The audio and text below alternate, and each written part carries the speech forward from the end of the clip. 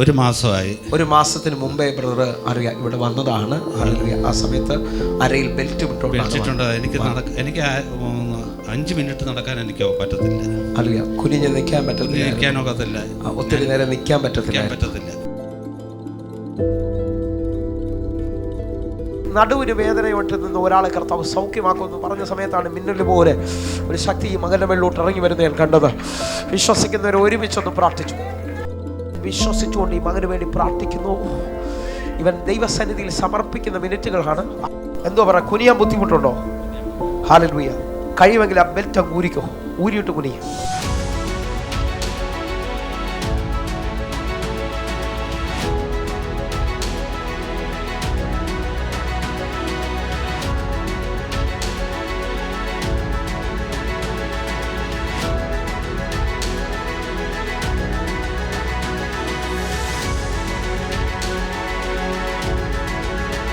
ഞാൻ യാത്ര ചെയ്യുമ്പോഴും എവിടെ പോയാലും ഇപ്പം ഞാൻ ബെൽറ്റ് ഉപയോഗിക്കുന്നില്ല.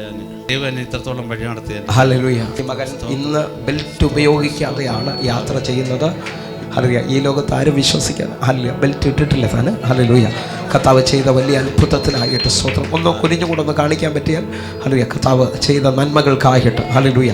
ഒരുമിച്ച് അക്കരമൊന്ന് ഉയർത്തിപ്പിടിച്ചുകൊണ്ട് കർത്താവിന് നന്ദി പറയാൻ പറ്റുന്നവർ ഹല്ലേലൂയ. കർത്താവ് കൊടുത്ത സൗഖ്യത്തിനെ കർത്താവ് ഒരു മനുഷ്യനെ സൗഖ്യമാക്കിയാൽ ദൈവം ഒരാൾക്ക് സൗഖ്യം കൊടുത്താൽ അത് നിലനിൽക്കുന്നതാണ്.